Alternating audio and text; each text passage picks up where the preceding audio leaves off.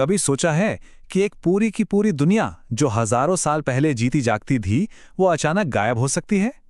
आज हम एक ऐसी ही खोई हुई दुनिया की कहानी में उतरने वाले हैं, सिंधु घाटी सभ्यता के रहस्यों में।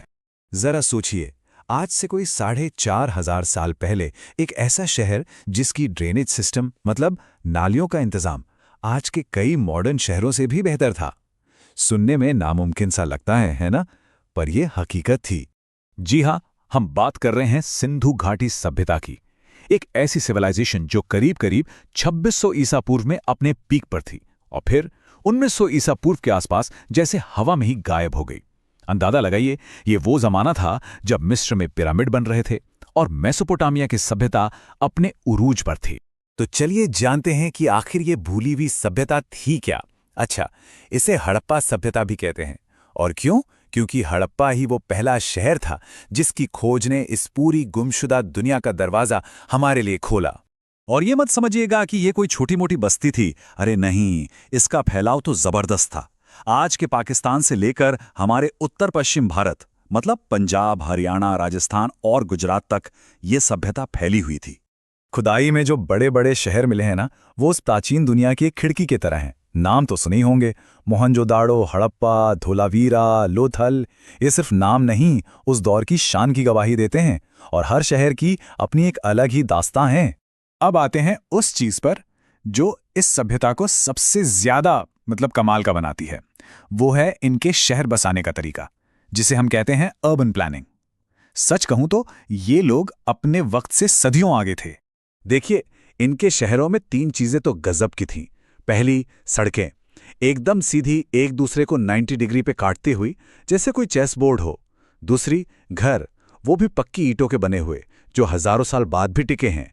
और तीसरी, और ये सबसे हैरान करने वाली बात है, इनका ड्रेनेज सिस्टम। हाँ, उनकी इंजीनियरिंग का सबसे बड़ा सबूत यही ड्रेनेज सिस्टम था। जरा कल्पना कीजिए, हर घर की नाली शहर की मेन नाली से कनेक्टेड थी और सारी की सारी नालियां ढकी हुई थी। कमाल है। इससे पता चलता है कि साफ सफाई और पब्लिक हेल्थ उनके लिए कितने जरूरी थे। तो सवाल उठता है कि इन इतने शानदार शहरों में रहने वाले लोगों की जिंदगी आखिर कैसी थी? क्या करते थे वो लोग?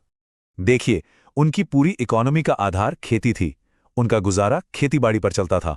वो लोग मुख्य तौर पर गेहूं और जौ उगाते थे और यही उनके खाने का मेन सोर्स था।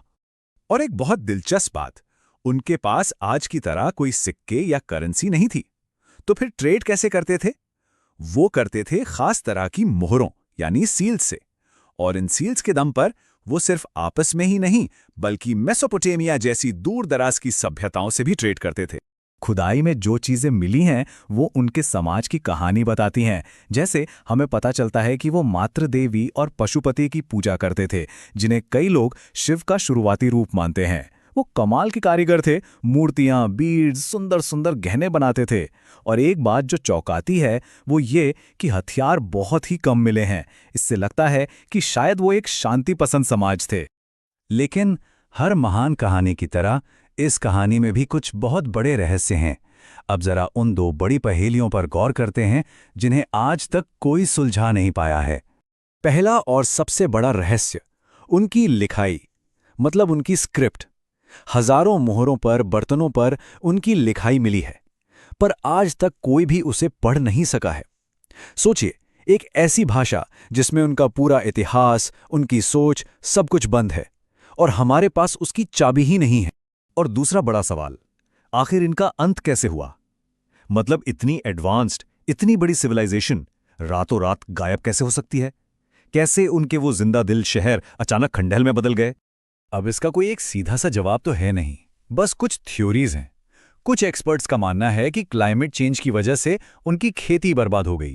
कुछ कहते हैं कि शायद नदियों ने अपना रास्ता बदल लिया होगा, या फिर कोई भयंकर बाढ़ या सूखा पड़ गया होगा। सब बस अंदाजे हैं।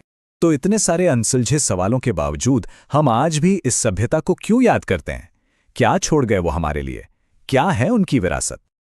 सिंधु घाटी सभ्यता को इतिहास हमेशा याद रखेगा। क्यों?